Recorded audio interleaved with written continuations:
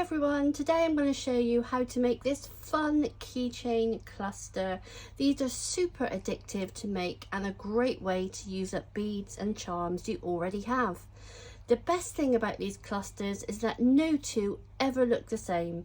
You can make them as simple or as colourful as you like. If you are new to my channel, I do have a website, Low Cost Craft Supplies, where you'll find jewellery, craft and jewellery making supplies. I do have a 10% offer off of a £10 spend, and I do have a clearance section, and many of the items that I am using today are available to buy on there.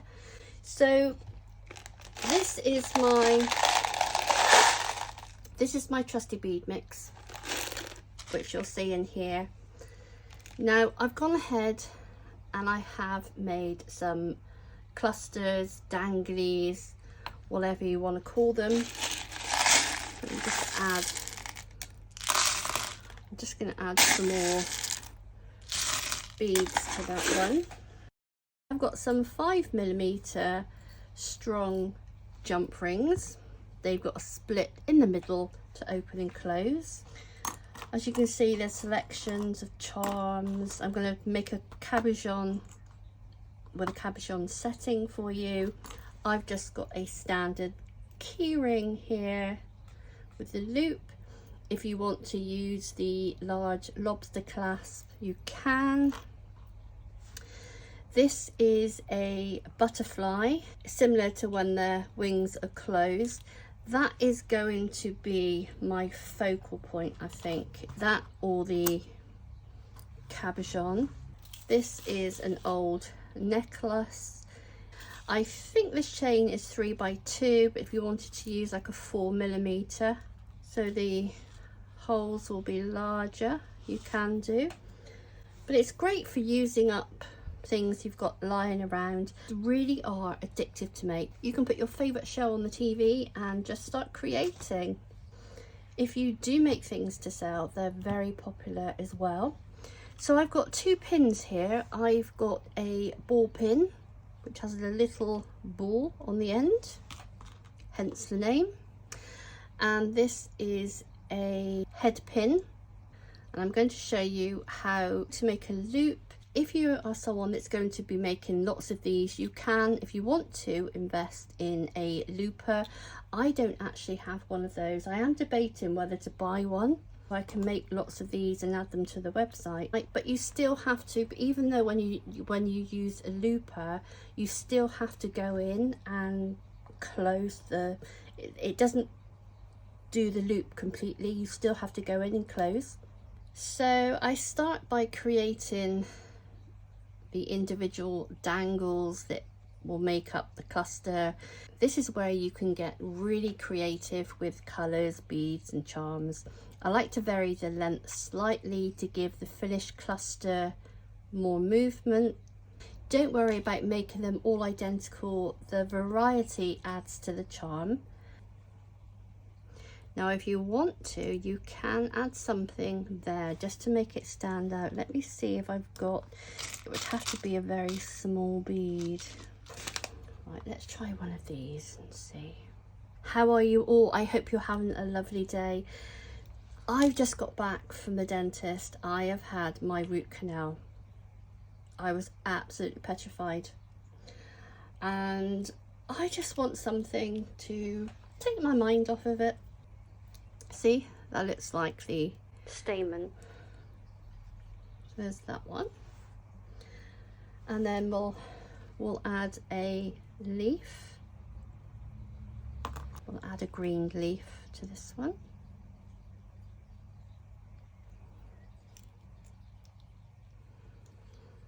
And then some more beads. A pink one. You can put anything on, it's completely up to you. Let's have that one, it says love.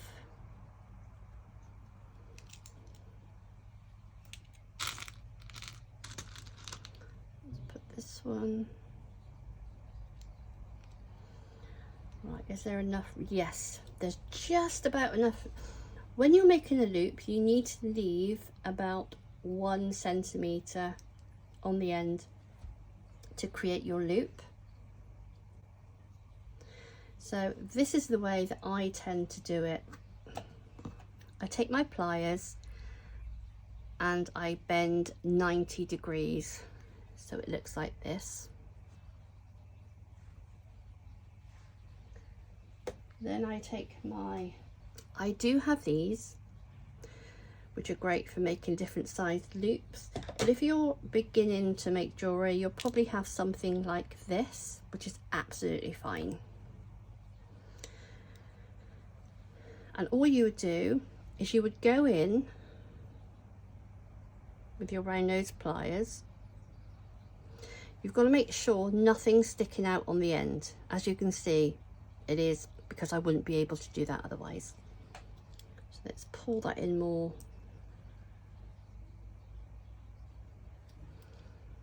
And then I'm going to go back on myself, go round, take it out.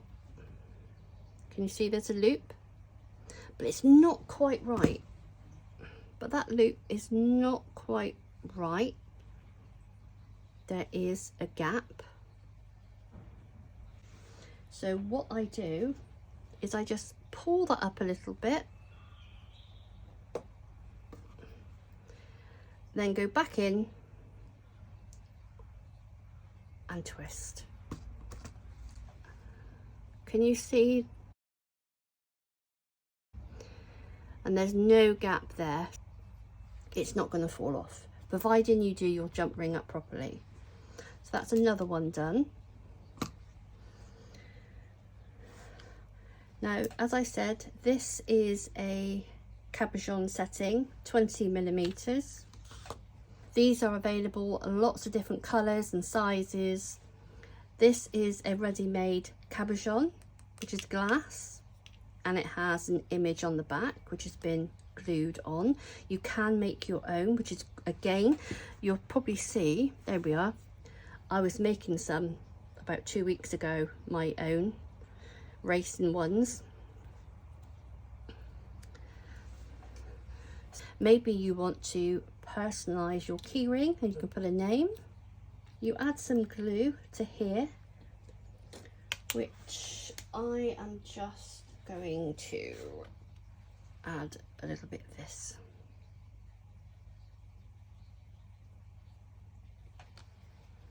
Pop the lid on. So that is a cabochon. So we'll just put that there, let that dry. So let's make another one. We've got a, if you find your head pin goes through because the hole of the bead is too big, you can just put a little bead in there, like the silver one I've used, or you can get tiny little spacer beads. You can use those. You see it's gone through now. See, it's going through now.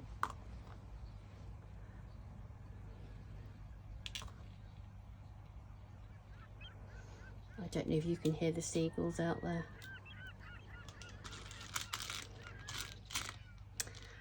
What do we want on this one? Yellow.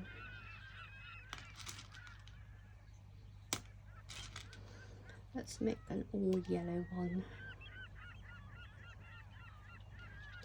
Right, I think we'll put one of those. One of those. A lot of my supplies you can buy in very small packs or even individually, so you don't have to buy huge amounts. And I think these are £1 for a 30-gram bag. But you really do get a selection in there. They're really handy. I'm not just saying it, lots of people tell me they find them really handy. So again, 90 degrees. Take my round nose pliers and then we twist. Take it out. I'm just doing this to show you. You can see it's not complete. So all I would do bend it back up a little bit so it opens it a little bit more. Go back in and then twist. And then you've got your dangly. So then what we do, take our keychain. This happens to have, still have the lobster clasp. So I can just loop this on. If not, just use a jump ring. Then I'm going to put the, what's going to be my focal one on the bottom. Now these are very strong. These are 8mm and they're 1.2 thick, 1.2 millimeters thick, so they're nice and strong. Open one of those. Right, I'm just going to attach the bottom of the chain. Then let's put that on there.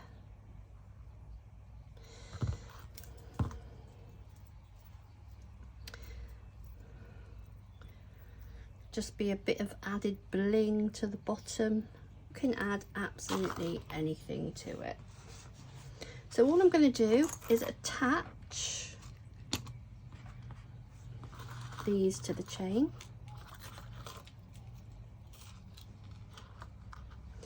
Now this one up here is not completely dry, no, but when it's dry I will be adding it to there. And then it's just a case of opening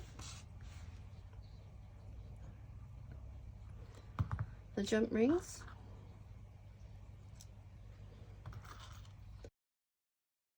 And then we just start adding them to the keyring. Make sure they go into the loops and the chain doesn't slide.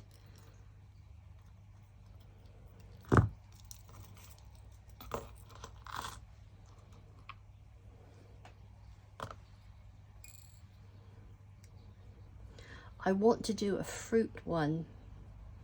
I've got lots of fruit charms. I've got lovely big lemon charms I can use as well for a focal point.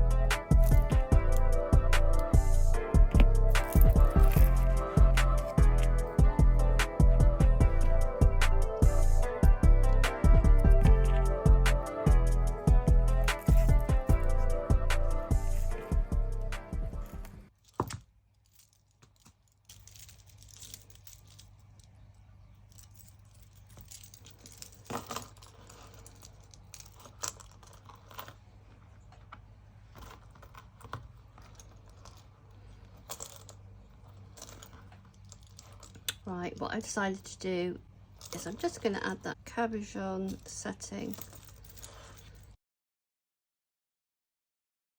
to the keyring at the top. There.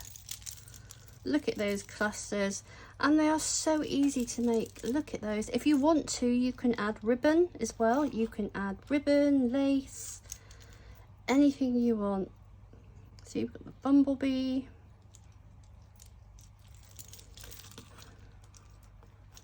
Got another small cabochon setting. So you really can add anything you want. I made a bracelet the other day with these. You could add these. Really make it your own. Personalize them with pictures of your pets, your children, your grandchildren, nephews, nieces. If you like this video, please give it a thumbs up, and if you've not subscribed to the channel, please subscribe to the channel. Click on that notification bell. I have got lots of tutorials available, ideal for the complete jewellery beginner. So thank you so much for watching. Take care everyone, and as always, happy crafting.